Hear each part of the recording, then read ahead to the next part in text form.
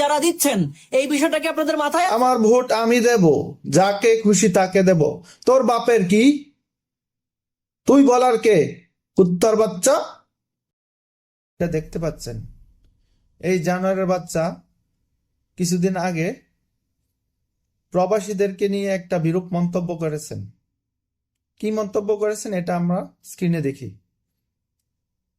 বউকে জামাতের আমিরদের কাছে ইজারা দিচ্ছেন এই বিষয়টাকে আপনাদের মাথায় আছে? কিছু কিছু প্রবাসী দেখলাম যে তারা পোস্টাল ব্যালটে দাঁড়িপাল্লায় ভোট দিছে এবং তারা গণভোটে হ্যাঁ ভোট দিছে। আবার সেই ভোট দেওয়ার ভিডিও তারা ধারণ করে আবার সোশ্যাল মিডিয়াতে আপলোড করছে। তো আমার কথা হচ্ছে যে তারা এত খুশি মনে হেসে খেলে সুন্দর করে যে ভিডিওটা বানায় সোশ্যাল মিডিয়াতে আপলোড করলো, তারা যে নিজের বউকে, যারা প্রবাসী এবং গাড়িপাল্লায় ভোট দিচ্ছেন, তারা যে নিজের বউকে জামাতের আমিরদের কাছে ইজারা দিচ্ছেন এই বিষয়টাকে আপনাদের মাথায় আমার ভোট আমি দেব, যাকে খুশি তাকে দেব। তোর বাপের কি? তুই বলার কে? কুত্তার বাচ্চা। ভিডিওটি দেখার পর আপনার গায়ে কি রাগ জন্মায়নি? আপনার গায়ে রাগ জন্মালেও বিএনপির ভবিষ্যৎ প্রধানমন্ত্রী জনাব তারেক রহমান উনি একটু খুশি হয়েছেন।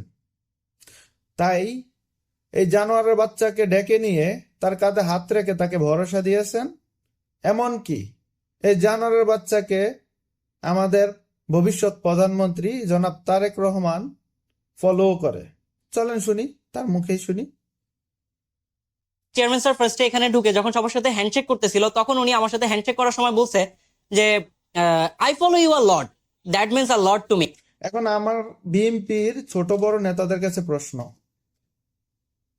ভাই আপনাদের ছোট ভাই, বড় ভাই, চাচা, বাবা কেউ কি প্রবাস থেকে জামাতে ইসলামকে ভোট দেয়নি?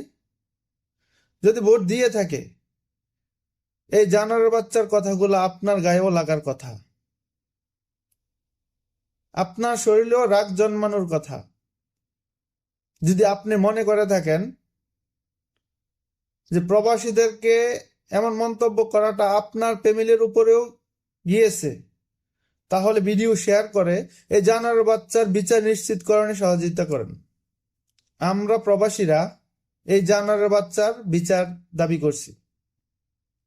আমরা বিগত দিনে দেখেছি ডিবি হারুন নামে আমরা যাকে চিনি, এই হারুন বিএনপির ইলিয়াস আলীকে মেরে রক্তাক্ত করেছিল।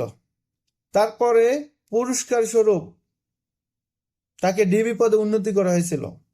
তো আমরা এখন দেখতেছি যে টিকটকারের বাচ্চা বিএনপির পক্ষ নিয়ে জামাতে ইসলামকে যারা ভোট দিয়েছে তাদেরকে এমন বিরূপ মন্তব্য করার পরে জনাব তারেক রহমান তার সাথে সাক্ষাৎ করে তার কাঁধে হাত রেখে ভরসা দিয়েছে।